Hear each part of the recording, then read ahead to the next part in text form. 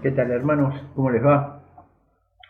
Otra vez, este, para compartir, para terminar de compartir eh, el pasaje que comenzamos la semana pasada, no sé si recuerdan, de la primera carta a los Corintios, en el capítulo 15. Estamos hablando de la resurrección. Este capítulo habla de la resurrección. Y hemos visto la semana pasada eh, de qué manera el Espíritu Santo llevaba al apóstol a mostrar diferentes partes de la naturaleza para que las personas puedan entender, por qué. Hablando de la resurrección, es un tema complicadísimo. ¿Quién puede entender el tema de la resurrección? Fuera de Dios, nadie. Entonces, el Señor empieza a llevar diferentes cosas. Comenzamos hablando de la planta, de una semilla, que la semilla primero tiene que caer en tierra y tiene que morir, ¿no es cierto?, para que después pueda salir una nueva planta. Y hablábamos del cuerpo, cuando el cuerpo tenía que morir para que pueda llegar a resucitar otro cuerpo transformado. También vimos que el Señor nos hablaba ahí de las diferentes carnes, de animales, de personas, de peces, y que nos mostraba también que son todas diferentes carnes, ¿no es cierto? Una cosa muy específica que habíamos visto justamente es que en ese versículo aclara perfectamente que el hombre es el hombre y el mono es el mono, porque son diferentes las carnes, la del mono que la del hombre, no son iguales. Entonces, eso habíamos visto. Bueno, entonces de esa manera íbamos a ver cuál era nuestro cuerpo ahora y cuál va a ser nuestro cuerpo en el futuro, en la resurrección. Después también el Señor llevó el tema hacia el universo y empezó a mostrar la gloria, las diferentes glorias del sol, la gloria de la luna, de las estrellas, una de otra, por su gloria, por su brillo se identificaban, ¿no es cierto? Así que también hemos visto cuando estemos en el cielo que va a haber diferentes tipos de gloria entre los mismos creyentes resucitados. Así que el Señor utiliza todo esto como para que se pueda entender un poquito más, porque si no es un tema complicado. Así, y hoy vamos a continuar con la segunda parte. Es un tema precioso, de muchísima profundidad y es un tema que nos trae una esperanza. Eso es lo principal. Tenemos que aprovechar a sacar del tema, de todo esto que leemos que el Señor nos quiere, ¿no? ¿Qué es realmente lo que a nosotros nos produce? Bueno, este tema nos produce una esperanza eterna, una esperanza gloriosa, ¿no es cierto? Entonces, vamos a continuar y vamos a comenzar desde el versículo 46. Habíamos hecho hasta el versículo 45 la semana pasada.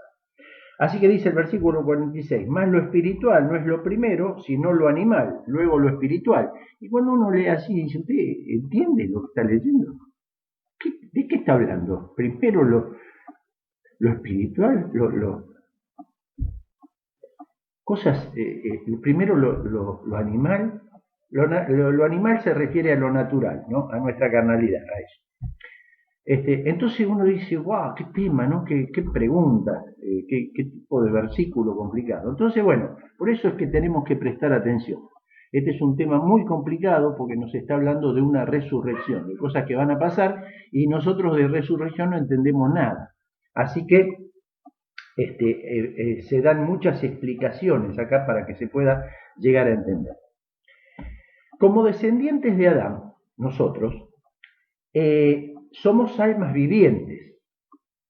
Somos almas vivientes, ¿no? Recordemos que habíamos terminado de esa manera la semana pasada. ¿Con qué? Con que el primer Adán era un alma viviente. Y el postrer Adán, ¿quién era el postrer Adán? ¿Se acuerdan? El Señor Jesucristo. No era un alma viviente, era un espíritu vivificante. Entonces, como descendientes de Adán, somos hechos almas vivientes como Él, ¿no es cierto? y justamente habitamos en cuerpos mortales como este que tenemos nosotros. Y por consecuencia llevamos la imagen de nuestro padre terrenal, que es Adán. Terrenal porque es de la tierra. Como seguidores de Cristo, después del nuevo nacimiento, vamos a tener cuerpos ya no terrenales solamente. Primero terrenales, pero también inmortales en la resurrección. Y vamos a llevar la imagen de nuestro Padre ya no terrenal, ya no va a ser más la imagen de nuestro Padre terrenal, va a ser la imagen de nuestro Padre celestial. Acá el apóstol nos muestra algo que es fundamental, ¿sí? Nos dice que no es primero lo espiritual, sino lo natural. ¿De qué está hablando? ¿Qué es lo que quiere decir esto? Que Adán, ¿no es cierto? Adán, que sería lo natural, vino primero a la historia de la raza humana. Y después vino el segundo, el postrer Adán, nuestro Señor Jesucristo. Nuestro Señor Jesucristo vino después de Adán, como ser humano a la historia de la humanidad. Entonces, nacemos en este mundo como hombres naturales, descendientes de Adán. Y después, en segundo lugar, volvemos a tener un nuevo nacimiento, ¿no es cierto?, como hombres espirituales. Algo de esto también hemos visto cuando el Señor le hablaba a Nicodemo en el capítulo 3 del Evangelio de San Juan, ¿no es cierto?, de cómo era este nuevo nacimiento. Ahora, uno dice, porque cuando uno empieza a prestar atención a esto y trata de entender estas cosas, uno dice, vamos a recibir cuerpos espirituales, ¿no es cierto? Porque ahora cuando uno nace de Cristo, pasa a ser un hombre espiritual. ¿Por qué?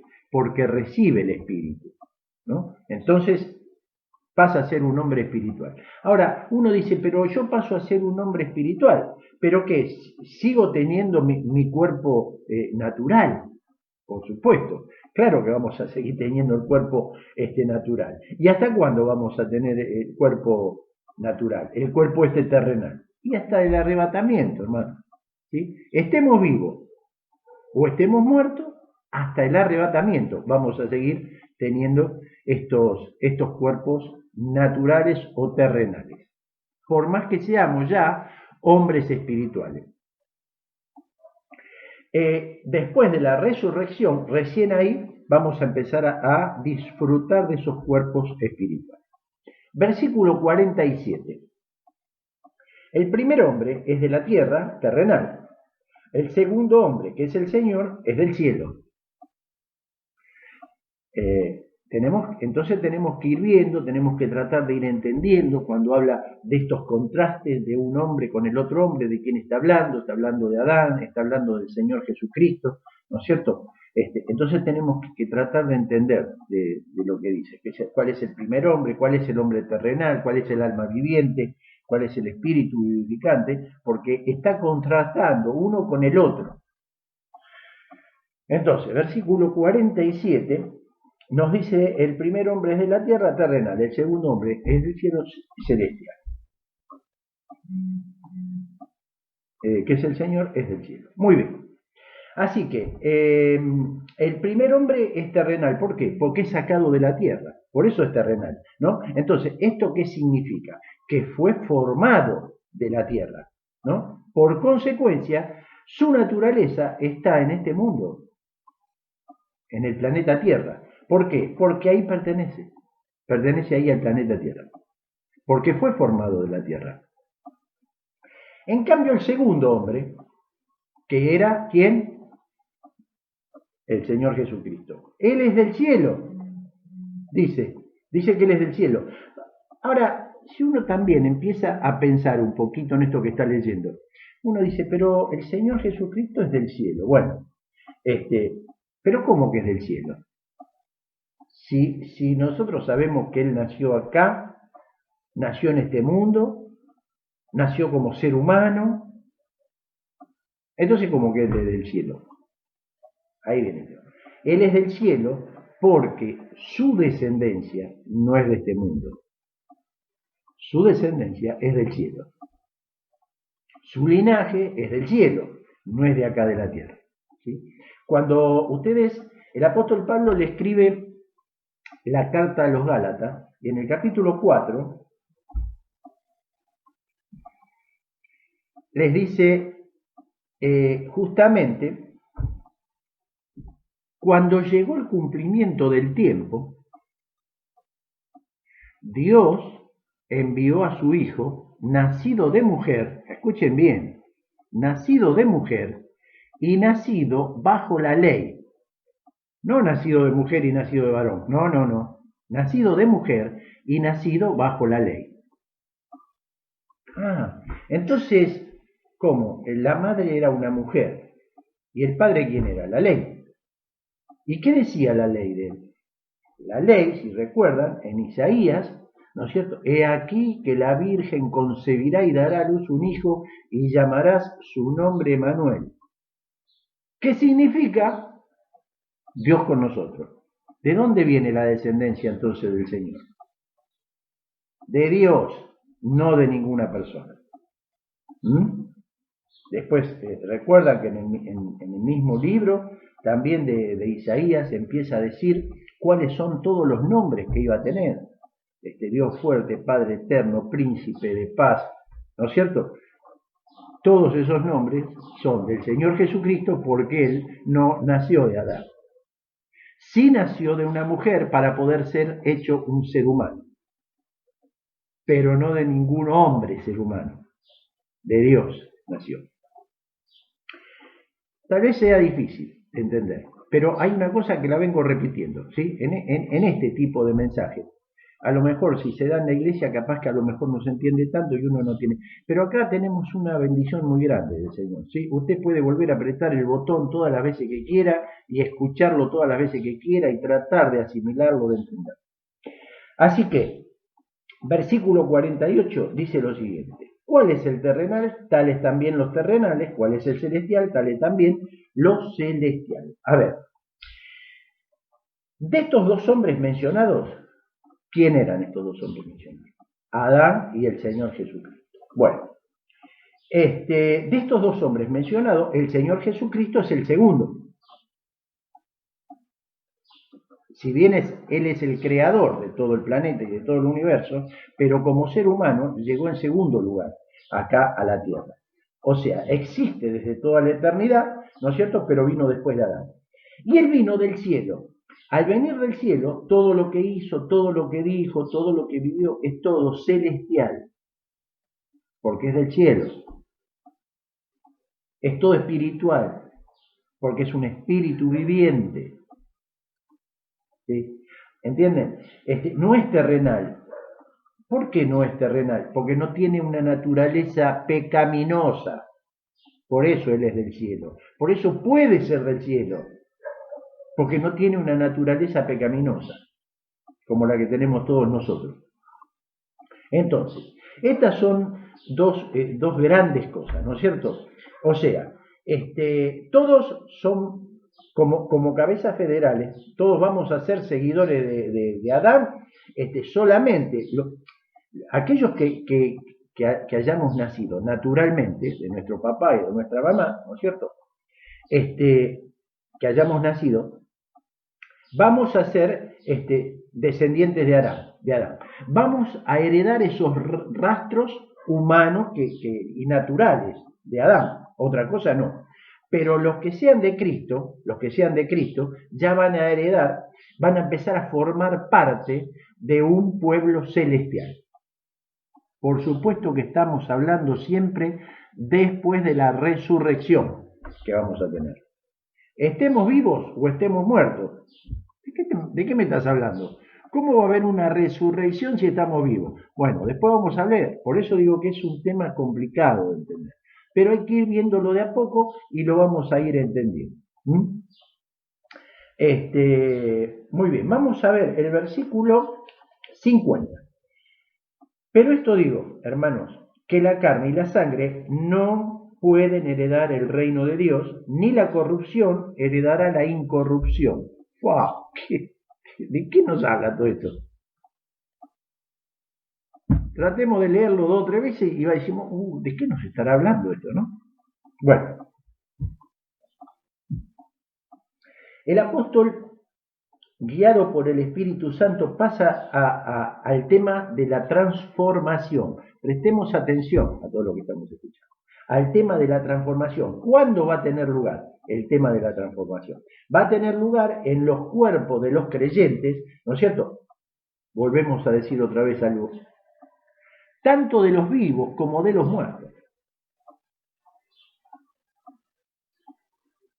A ver, el tema de la transformación que va a haber en nuestros cuerpos, ¿no es cierto? Cuando el Señor nos venga a buscar. Tanto los que estén muertos como los que estemos vivos, también vamos a tener que participar de esa transformación. Cuando el Señor vuelva, acá nos dice que la carne y la sangre no pueden heredar el reino de Dios. ¿Y qué es esto? ¿No? ¿Qué idioma será este?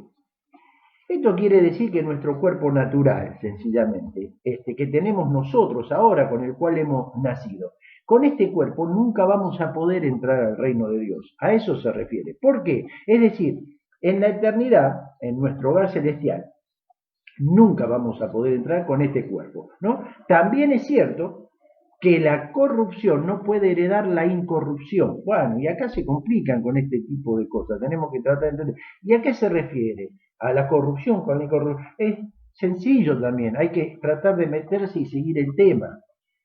¿No es cierto? La corrupción es este cuerpo que nosotros tenemos, que es un cuerpo corrupto.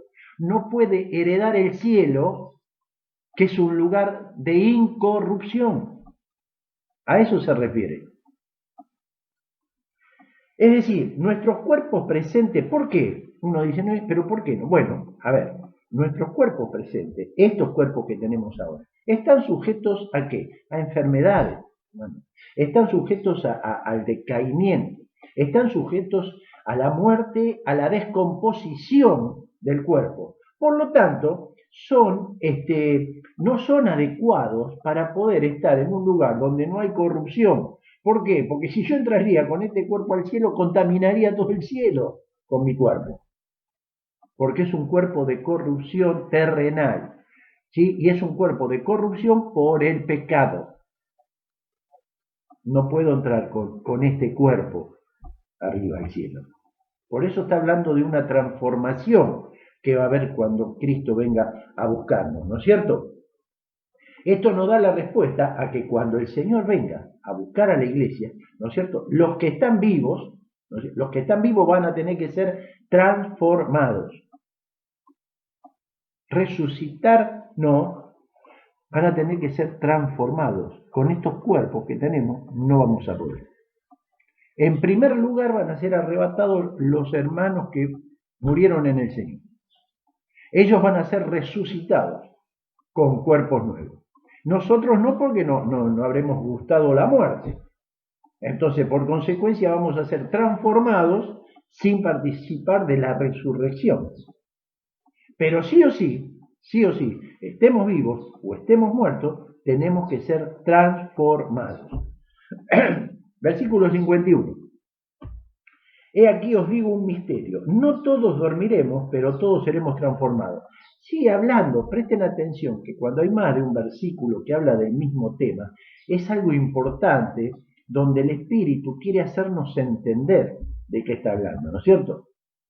Por ejemplo, he aquí os digo un misterio, no todos dormiremos, pero todos seremos transformados. Acá el apóstol nos habla de un misterio. Vamos a tratar de entender algo. ¿Qué es un misterio? ¿Qué es un misterio?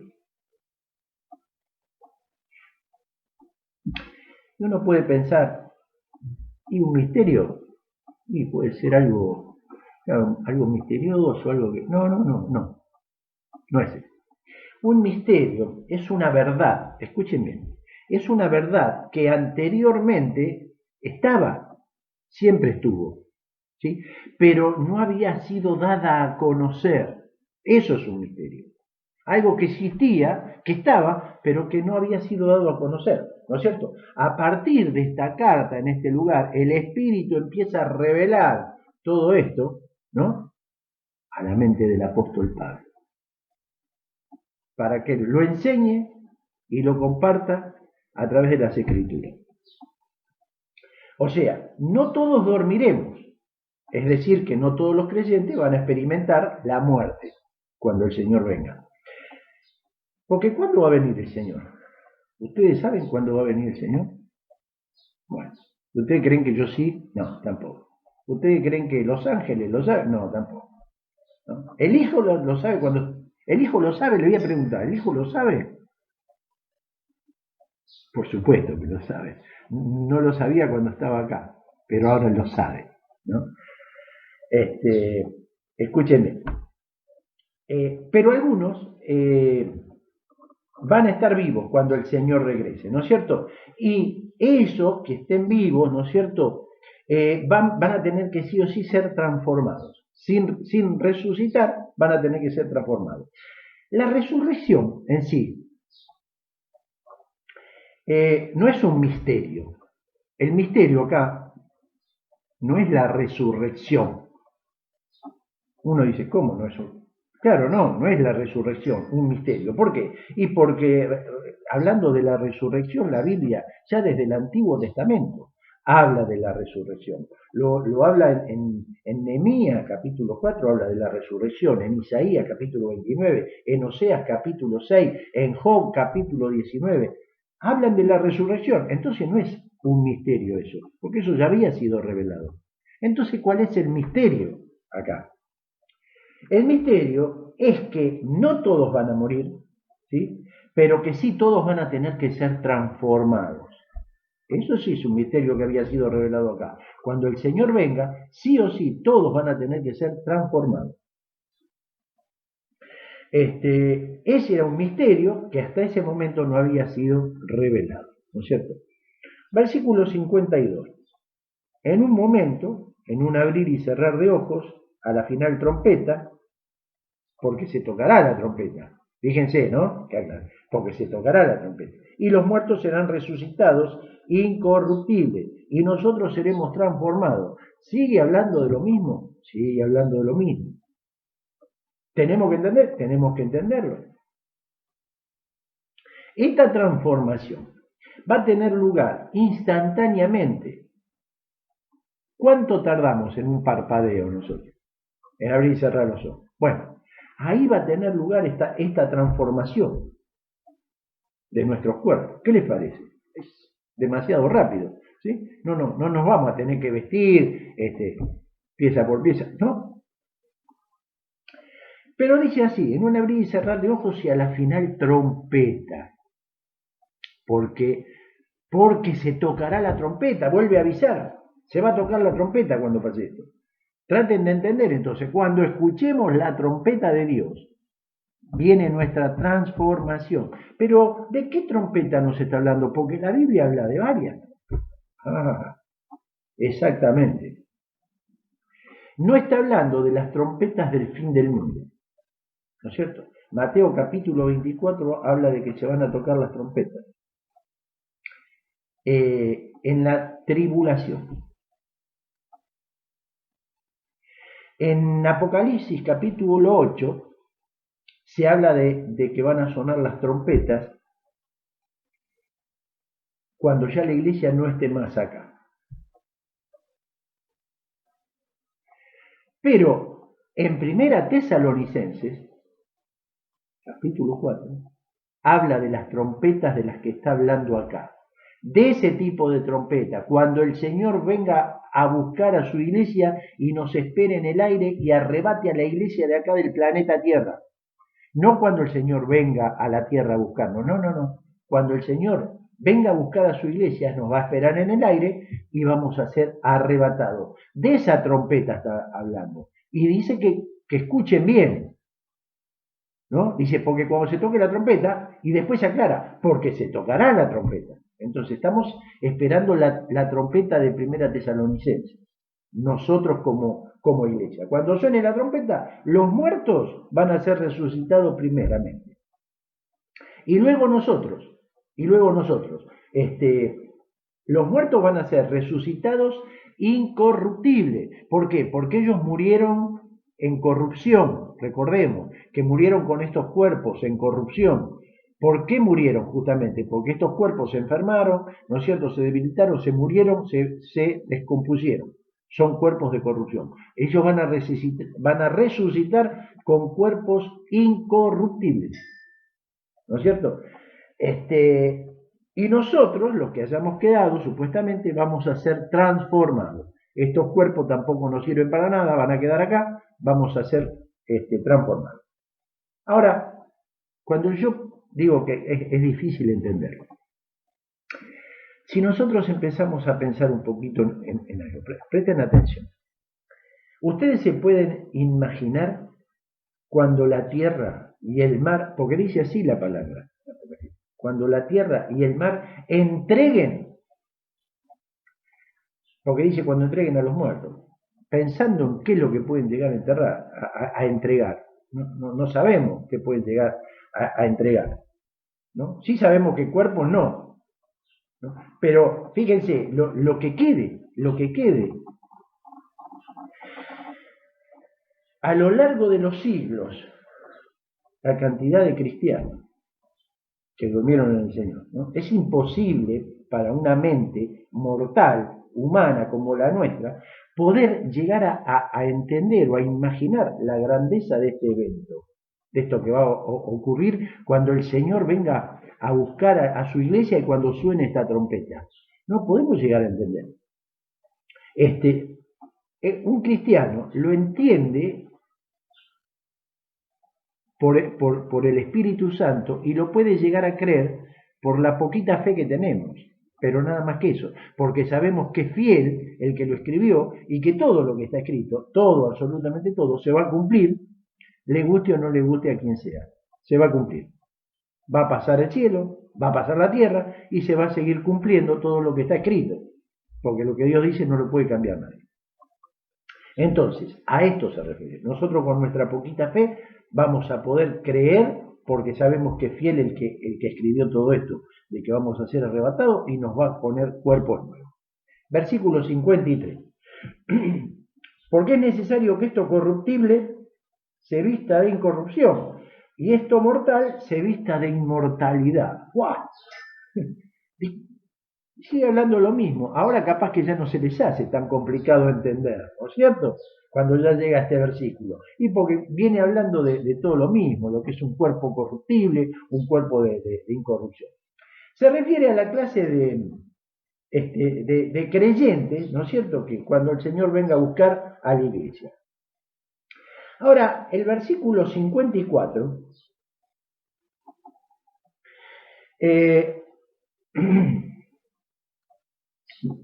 miren, el versículo 53, cuando dice, y esto mortal se vista de inmortalidad. Fíjese, se refiere a la clase de creyentes cuando el Señor venga a buscar a la iglesia. Esto corruptible se refiere a qué? ¿A quién? ¿Se acuerdan a qué lo que quería decir corruptible? ¿Qué era? Bueno, aquellos que han vuelto al polvo, aquellos que fueron enterrados. Murieron con estos cuerpos corruptibles, ¿no es cierto? Eso se va a vestir de incorrupción cuando el Señor venga. Y esto mortal, ¿a qué se refiere el apóstol? A este cuerpo que tenemos ahora, con el cual estamos viviendo, que es mortal. ¿Por qué es mortal? Y porque se va a morir, por eso es mortal. Esto mortal se vista de inmortalidad. Si el Señor viene a buscar a la iglesia y nosotros todavía estamos vivos, todo esto mortal va a quedar acá porque no sirve para nada. Va a ser vestido de inmortalidad.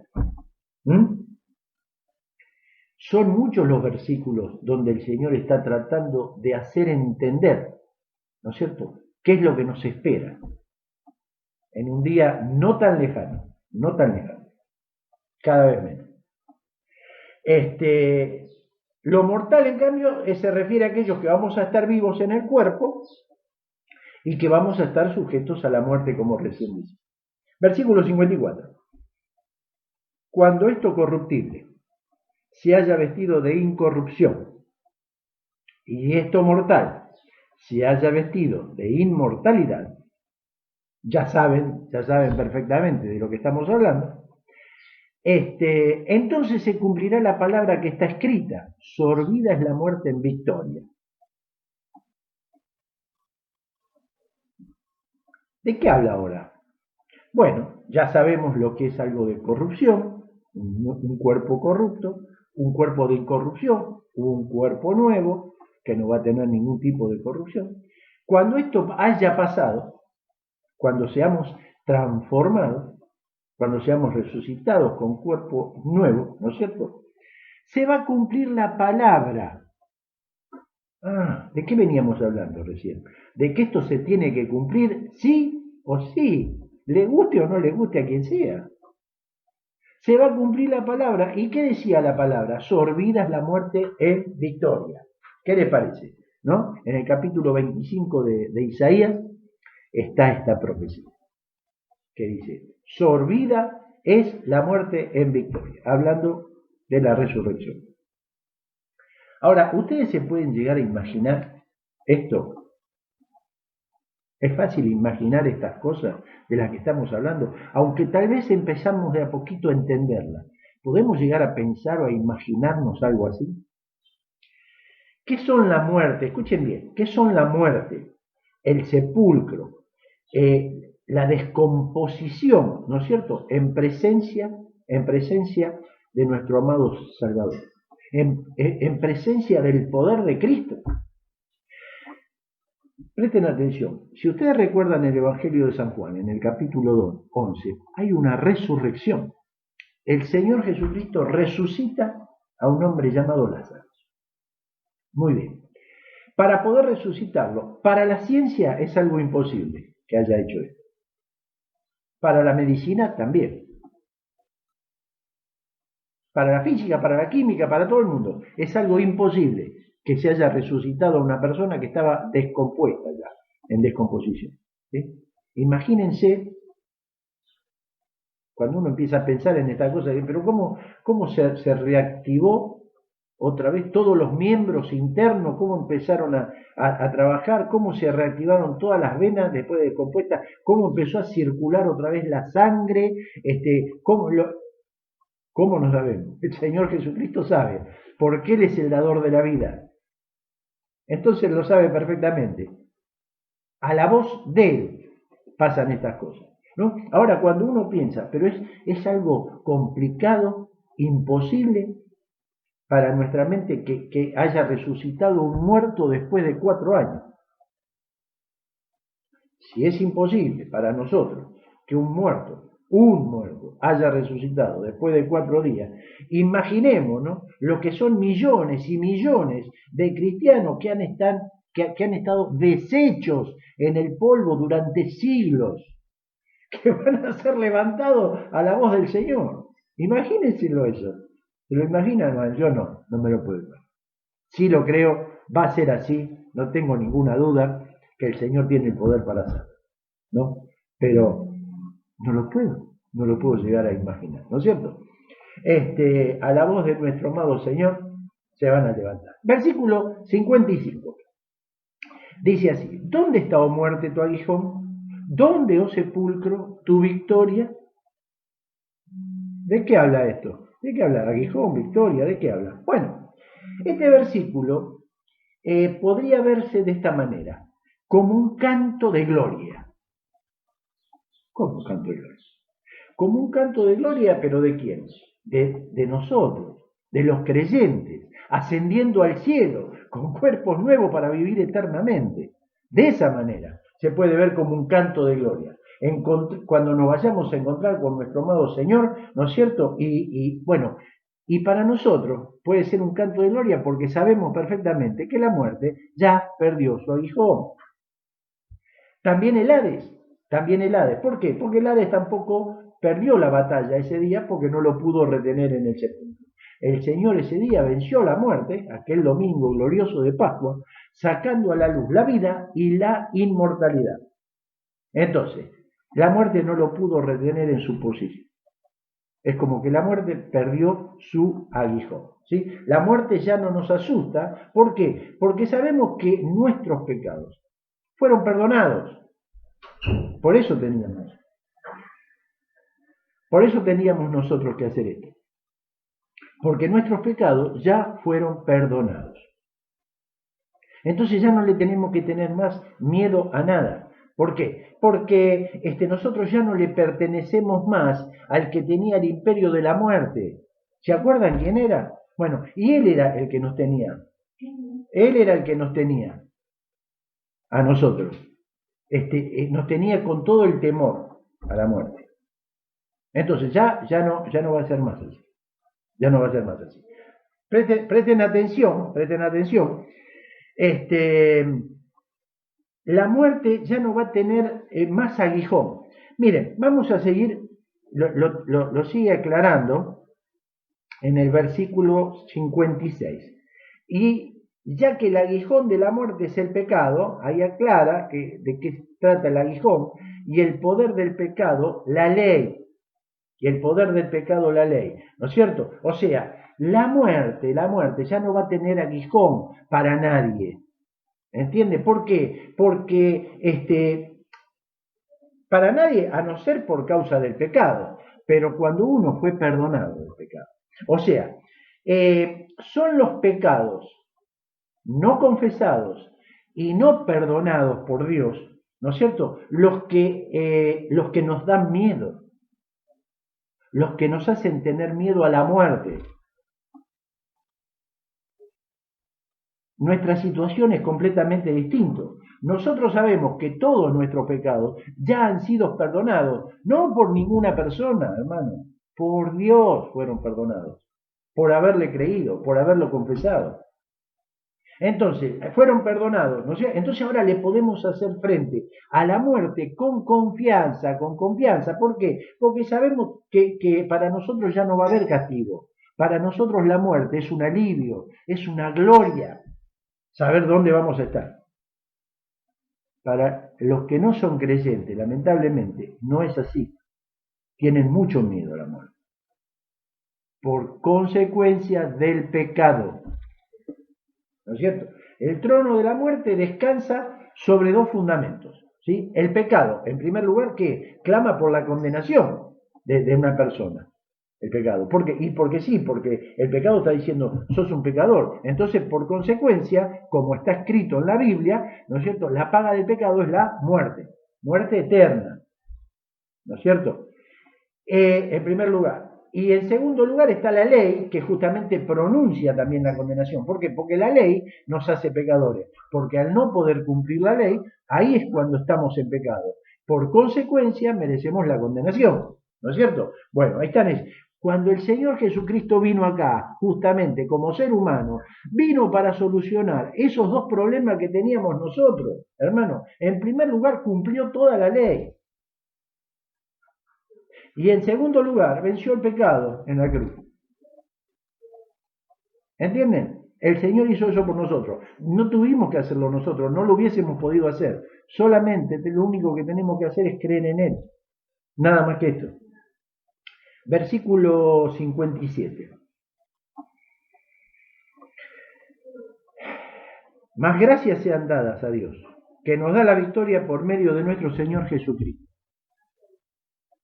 ¿Qué versículo, hermano? ¿Qué versículo?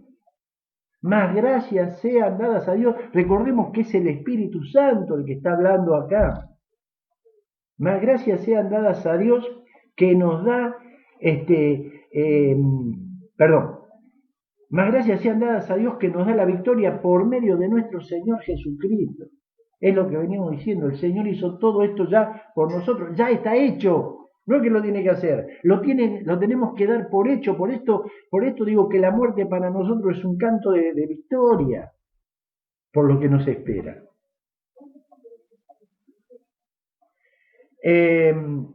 Por medio de haber creído en el Señor Jesucristo, por la fe tenemos victoria sobre la muerte y sobre el sepulcro. Él venció la muerte por nosotros. Así que nosotros en Él, en Cristo, ya hemos vencido. A nosotros ya no nos espera una muerte eterna. La física sí, gloria a Dios que nos espera la física, ¿no? Porque Él también se tiene que cumplir que Él había dejado dicho que está establecido por Dios, no por nadie, por Dios, ¿qué es lo que Él estableció? ¿Se acuerdan lo que dice en Hebreo? Sí, que los hombres mueran una sola vez. Bueno, entonces tenemos que morir, sí o sí tenemos que morir. ¿Sí? Entonces, nuestro cuerpo, no tenemos que morir por una cuestión de pecado, por una causa del pecado, por una culpa del pecado, por eso tenemos que morir. Entonces, sabemos que tenemos que morir, ¿no es cierto? Como persona. La muerte queda privada de su aguijón. Eh, Fíjense, ustedes saben que por medio de haber creído en el Señor tenemos la victoria ante la muerte y ante el sepulcro, porque la muerte quedó privada de su aguijón ese domingo. Ustedes saben que es sabido, juego de palabras, saben que es sabido, que cuando algunos insectos aguijonean a alguna persona, dejan el aguijón clavado, ¿sí? Y dejan el aguijón clavado ahí en la carne, pero al despojarse de su aguijón también pierden la vida y terminan muriendo. ¿Entienden por qué el Señor empieza a meter esto del aguijón, de la muerte? Porque en un sentido muy real, la muerte se mató a sí misma. La muerte se mató a sí misma al perder el aguijón. ¿Cuándo perdió el aguijón?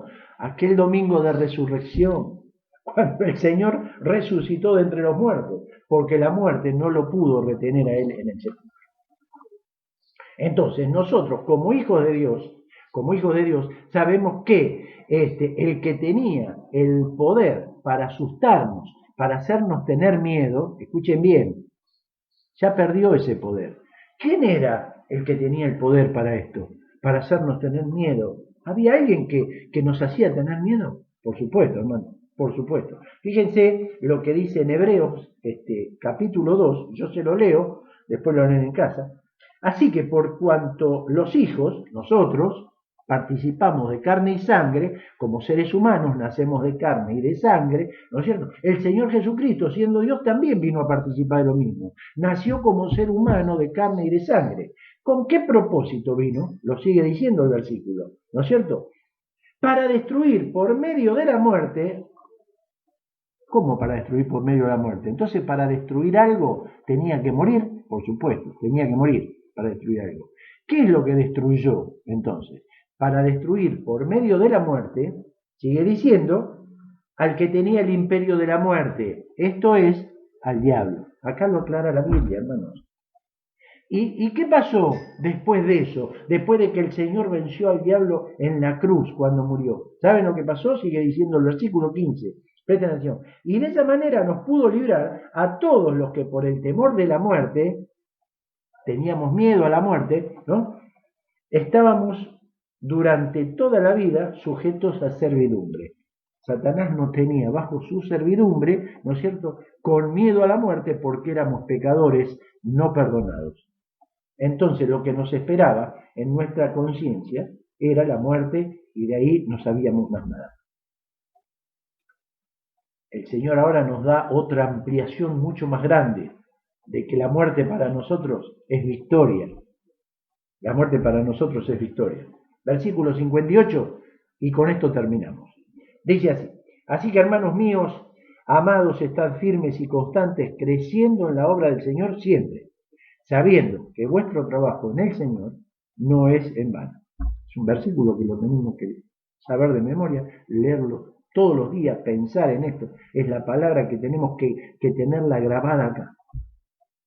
Lo poco o lo mucho que hagamos para el Señor, nunca, nunca va a ser en vano. ¿Sí? Acá vemos cómo no hay algún tipo de razonamiento o entendimiento humano, ¿no es cierto?, mortal, que pueda entender el tema, la grandeza de la magnitud de todos estos hechos, de esto que nosotros venimos hablando, ¿no es cierto? Simplemente lo creemos por nuestra fe, vuelvo a repetir, porque sabemos que el que lo escribió lo va a cumplir. Sí o sí lo va a cumplir. ¿Por qué? Porque todo el resto de la Biblia ya lo cumplió. Falta que siga cumpliendo lo que todavía no pasó. Lo tiene que seguir cumpliendo. Entonces, simplemente lo creemos por nuestra fe. Así que el apóstol acá nos exhorta, ¿sí? Fíjense lo que el Espíritu Santo nos dice. Tratemos de entender esto, ¿no es cierto? Sabemos que la Biblia es inspirada por Dios, es el Espíritu. Los grandes hombres de Dios hablaron siendo inspirados por el Espíritu Santo. Acá no hay pensamiento humano, no hay palabra humana, si no, no estarían en este libro. Y lo que nos dice esto, nos exhorta a qué? A amados hermanos, nos dice, ¿no es cierto? Que estemos firmes, que sigamos firmes, ¿no es cierto? Creciendo en la obra del Señor siempre, siempre. No paremos de crecer en la obra del Señor, ¿no es cierto? Sabiendo que lo poco o lo mucho que hagamos para el Señor nunca va a ser en vano. Cuando el apóstol le escribe la carta a Timoteo, la segunda carta, le dice una cosa, le dice, mira, Timoteo, yo sé perfectamente en quién he creído. ¿Y sabes otra cosa? Estoy seguro, no tengo ninguna duda, estoy seguro que Él es poderoso para guardar mi depósito para aquel día. ¿Y por qué creen ustedes que el apóstol estaba diciendo esto con tanta seguridad? Aparte de que se lo reveló el Espíritu Santo, se lo estaba revelando, aparte que él mismo había podido ver cosas y oír cosas que ningún ser humano pudo ni ver o oír cuando estuvo en el tercer cielo. Entonces él sabía perfectamente de lo que hablaba y decía, estoy seguro, Timoteo, no tengo ninguna duda, el Señor está guardando allá arriba todo lo que yo estoy haciendo acá abajo. Así que, una conclusión para terminar todo este precioso capítulo, ¿sí? La verdad de la resurrección cambia todo y nos da una esperanza, ¿no es cierto? Y nos ayuda, esa esperanza, nos ayuda a seguir firmes adelante frente a circunstancias difíciles. Escúchenme, frente a problemas a lo mejor terribles. ¿Pero por qué? Porque sabemos esto. Por eso le dice el apóstol Pablo a la iglesia de Roma, a los hermanos de la iglesia, le dice, es porque tenemos que estar seguros que todas las aflicciones que podamos pasar en este mundo, todo, absolutamente todo, no van a ser comparables con la gloria venidera, con la resurrección, que en nosotros ha de manifestarse dentro de muy poco tiempo. Se va a manifestar todo esto que venimos leyendo. Así que bueno, es un tema complicado, es un tema muy difícil, hay que tratar de entenderlo versículo por versículo. Pero hoy ustedes tienen no una doble, una triple, una cuatriple bendición de Dios. ¿Por qué? Porque solamente con apretar un botoncito lo pueden volver a escuchar y volver a escuchar y volver hasta que lo entiendan. Esto lo tienen que entender porque esto es lo que Dios nos promete para dentro de muy poco tiempo. Y esto nos quita el miedo a la muerte, hermano, nos quita todo el temor. Que el Señor nos bendiga, si lo permite, la próxima semana vamos a continuar.